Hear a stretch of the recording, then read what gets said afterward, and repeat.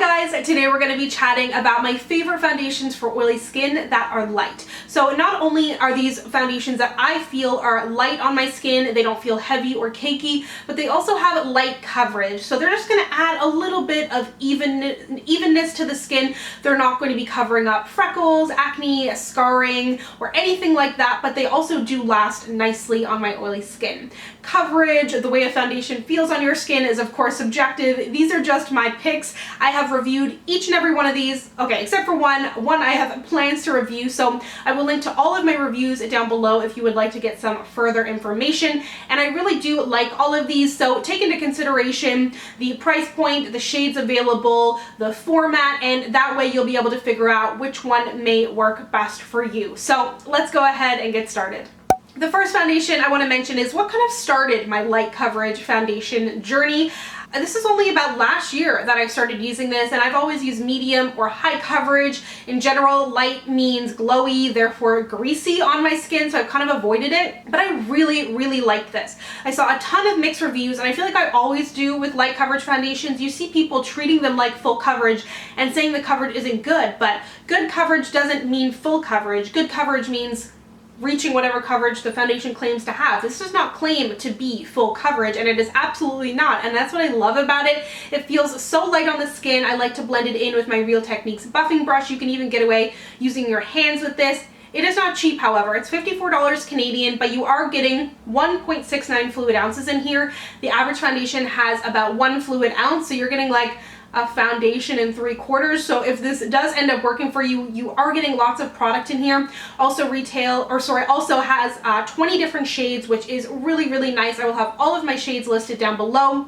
This isn't like the most matte foundation ever. It does claim to be dewy and glowy, but it does hold up nicely on my skin. In general, if I'm wearing this, I will wear it with a primer and a more like matte powder foundation, but only lightly on my skin, and it just has such a beautiful glow, and I especially like wearing it without concealer, letting my freckles show through. Something I wore all throughout last summer, and it's a great one. The first ever cushion foundation I ever tried went much better than expected. I was expecting this guy to be a mess.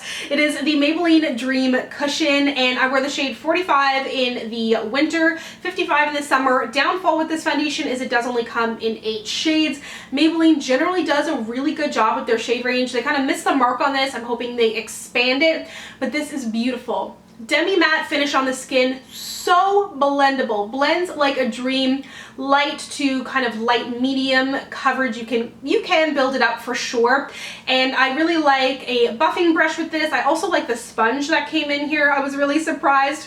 And this does retail for about $15 to $18, which is a little bit up there when it comes to a drugstore foundation, but there is just as much foundation in here as there is the average high-end cushion. So if this does work for you, I think it is still a good buy. I have repurchased this. You can get it on sale at the drugstore, which is something that is nice about this, and it just looks so beautiful on the skin. It has really nice wear time, which I wasn't expecting. And something to keep in mind with a cushion foundation, if you are starting to get to a point where it is a little bit dry, you can actually take out the cushion, flip it over, and there will be some more product on there. Something I'd actually really like to see is just cushion inserts, refills that you can buy instead of having to buy the whole compact again. I think that could be great. I'm pretty sure that's kind of more popular in Korean skincare. It hasn't really made it to the North American drugstore yet, but this was a beautiful surprise. The NYX Total Control Drop Foundation is another great drugstore light coverage foundation.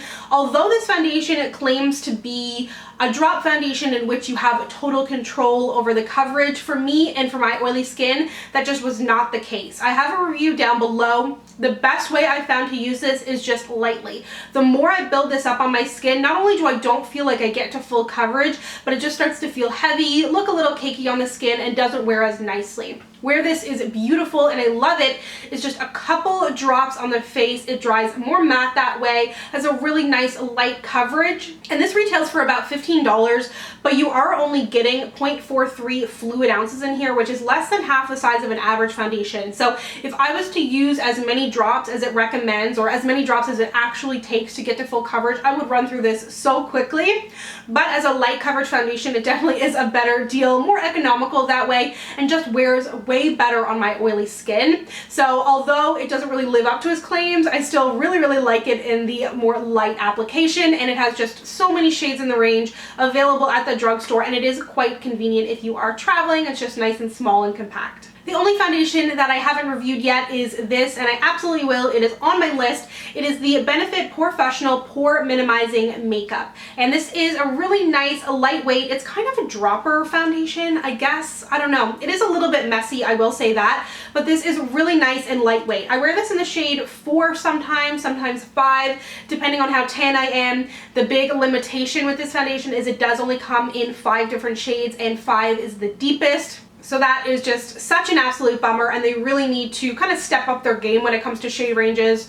Absolutely. But if you can find your shade in this foundation, I think it is really nice and really light, wears super long on the skin. This is the newest one to me. I've been testing this out for the past few months and I have been incredibly impressed. Retails for $40 Canadian, but what I just noticed when I checked the Sephora site is there's actually only 0.5 fluid ounces in here. So this is like half the size of an average foundation. So this only has 0.07 fluid ounces in there, more than the NYX. So that's just something to keep in mind. I say this all the time, but don't be deceived by packaging, because something like the NYX can look like it's way smaller than this guy, and I was actually really surprised to see that this was not the average size of a foundation. So when you kind of work it out, it definitely is a little bit more expensive because you are getting less product in there, but I really don't use much product. I probably use about 4 drops, and I find the best way to use this is to either drop it onto my brush or drop it onto my face. It is just super liquidy and watery, so things can get a little bit messy, but I love the finish on my skin, and it has really beautiful long wearing.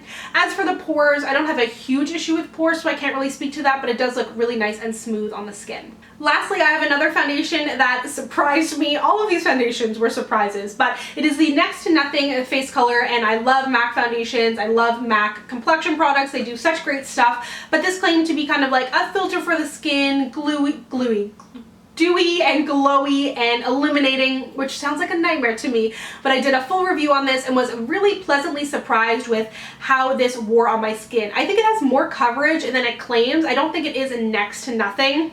Of all of these foundations, it may have the most coverage, but I still do consider it a more light coverage foundation, and with anything, of course, the amount of actual foundation that you put on your face will, of course, alter the coverage that results, and anything that you have on your face, if you have flawless skin, everything's going to look full coverage on you, you know, so it really is, it kind of depends on you and your skin, but to me, this is still a quite light coverage foundation.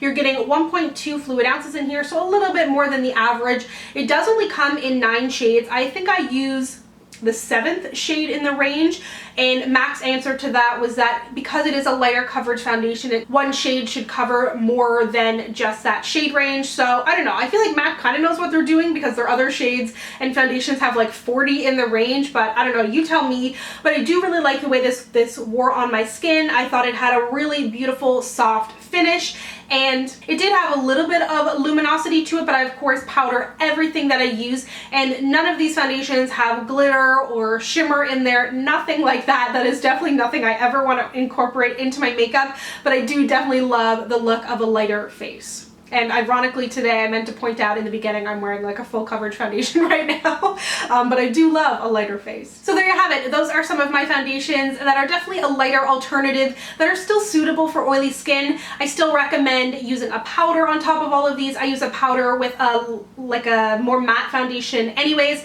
Let me know down below if you have any more recommendations. I have really been enjoying a lighter application of makeup, and I know a lot of the time in winter people say that they go a lot heavier on the makeup, but I kind of go the opposite way. I find in the summer I want to use something that's a little more full and matte, and then in the winter time where it's a little bit drier and it's just like cold and I don't necessarily feel like getting super ready all the time, I do like something a little bit lighter. So let me know if you have any recommendations, and if you'd like to connect with me, you can find me on Instagram, Twitter, and Snapchat at SamanthaJaneYT, and I'll see you guys next time. Bye!